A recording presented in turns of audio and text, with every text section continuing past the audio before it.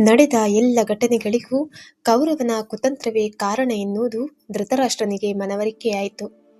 ಪಾಂಡವರಿಗೆ ಕೇಡು ಮಾಡಲು ಬಯಸಿದರೂ ಸಹ ಅವರಿಗೆ ಒಳಿತೇ ಆಗುತ್ತಿದೆ ಎನ್ನುವುದು ಗಾಂಧಾರಿ ಮತ್ತು ಧೃತರಾಷ್ಟ್ರರಿಗೆ ಅರ್ಥವಾಗಿ ಹೋಗಿತ್ತು. ಧೃತರಾಷ್ಟ್ರನು ಭೀಮ, ದ್ರೋಣ, ವಿದುರ ಮತ್ತು ಕೃಪಾಚಾರ್ಯರನ್ನು ತನ್ನಲ್ಲಿಗೆ ಬರಮಾಡಿಕೊಂಡನು. ಚಂದ್ರವಂಶದ ಕುಡಿಗಳೇ ಆಗಿರುವ ಪಾಂಡವರಿಗೆ ನ್ಯಾಯ ದೊರಕಿಸಿಕೊಡುವ ಉದ್ದೇಶದಿಂದ ಸಮಾಲೋಚನೆ ನಡೆಯಿತು. ದ್ರೋಣ ಮತ್ತು ಕೃಪಾಚಾರ್ಯರು ಭೀಷ್ಮರು ಪಾಂಡವರಿಗೆ ಇಂದ್ರಪ್ರಸ್ಥವನ್ನು ರಾಜಧಾನಿಯಾಗಿ ನೀಡಬೇಕೆಂದು ಧೃತರಾಷ್ಟ್ರನಲ್ಲಿ ಭಿನ್ನವಿಸಿಕೊಂಡರು.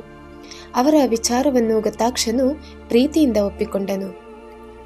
ಪಾಂಡವರನ್ನು ಕರೆತರಲು ಅಶ್ವಗಳನ್ನು ಹೂಡಿದ ಸುಂದರ ರಥವನ್ನೇರಿ ವಿದುರನು ಪಾಂಚಾಲ ದೇಶದತ್ತ ಪ್ರಯಾಣ ಬೆಳೆಸಿದನು.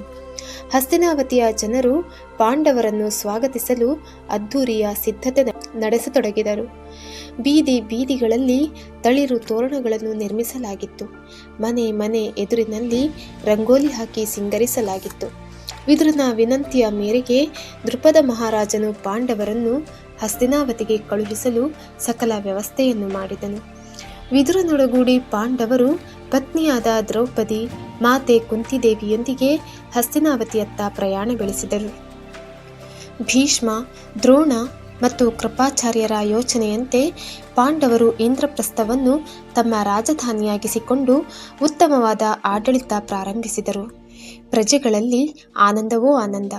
ಧರ್ಮರಾಜನ ಪ್ರೀತಿ, ಔದಾರ್ಯ ಮತ್ತು ಕ್ಷಮಾಗುಣಗಳು ಪ್ರಜೆಗಳಲ್ಲಿ ಅಮಿತವಾದ ಸ್ಫೂರ್ತಿಯನ್ನು ತಂದವು. ಸಮಯ ಉರುಳುತ್ತಿತ್ತು. ಧರ್ಮರಾಜನ ಔದಾರ್ಯ ಗುಣವನ್ನು ಕೆಲ ದುಷ್ಟರು ದುರುಪಯೋಗ ಮಾಡಿಕೊಳ್ಳತೊಡಗಿದರು. ಇಂದ್ರಪ್ರಸ್ಥದಲ್ಲಿ ಚೋರತನ, ಡಕಾಯಿತಿ, ಇತರ ಅನ್ಯಾಯಗಳು ತಲೆ ಎತ್ತಿದವು. ಬ್ರಾಹ್ಮಣರಿಗೆ ಕೆಲ ಚೋರರು ತೊಂದರೆ ನೀಡತೊಡಗಿದರು. ಅನೇಕ ಮನೆಗಳಲ್ಲಿ ಕಳ್ಳತನಗಳಾದವು. ಕೆಲ ದುಷ್ಟರು ವಿಪ್ರರನ್ನು ಹಿಂಸಿಸತೊಡಗಿದರು. ಬ್ರಾಹ್ಮಣರೆಲ್ಲ ಸೇರಿ ಒಂದು ರಾತ್ರಿ ಹಾಹಾಕಾರ ಮಾಡುತ್ತಾ ಪಾಂಡವರ ಅರಮನೆಗೆ ಧಾವಿಸಿ ಬಂದರು.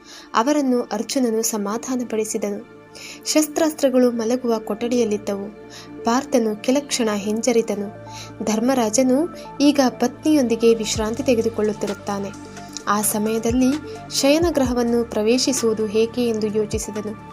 ಆದರೆ ವಿಪ್ರರ ರಕ್ಷಣೆಯೇ ಶ್ರೇಷ್ಠ ಕಾರ್ಯ ಎಂದು ತನ್ನಲ್ಲಿಯೇ ತರ್ಕಿಸಿಕೊಂಡು ಧರ್ಮರಾಜನ ಶಯನಗೃಹ ಪ್ರವೇಶಿಸಿ ಶಸ್ತ್ರಾಸ್ತ್ರ ತೆಗೆದುಕೊಂಡು ಬ್ರಾಹ್ಮಣರೊಡಗೂಡಿ ಚೋರರನ್ನು ಕಠಿಣವಾಗಿ ಶಿಕ್ಷಿಸಿದನು. ಬ್ರಾಹ್ಮಣರು ಪಾರ್ಥನನ್ನು ಆಶೀರ್ವದಿಸಿದರು. ಆನಂತರ ಸತಿಪತಿಯರಿರುವ ಶಯನಾಗ್ರಹವನ್ನು ಪ್ರವೇಶಿಸಿದ್ದಕ್ಕಾಗಿ ಪ್ರಾಯಶ್ಚಿತ ಮಾಡಿಕೊಳ್ಳಲು ಯುಧಿಷ್ಠಿರನ ಆಜ್ಞೆಯಂತೆ ದೇವೇಂದ್ರಸುತನು ಪಾಪ ಪರಿಹಾರಕ್ಕಾಗಿ ತೀರ್ಥಯಾತ್ರೆಗೆ ತೆರಳಿದನು. ಶಿರಸ್ತ್ರಾಭರಣ ಶಸ್ತ್ರಾಸ್ತ್ರಗಳನ್ನು ಬದಿಗಿರಿಸಿ ಸರಳ ಪ್ರಜೆಯ ವೇಷದಲ್ಲಿ ಪಾರ್ಥನು ತೀರ್ಥಯಾತ್ರೆಗೆ ತೆರಳಿದನು.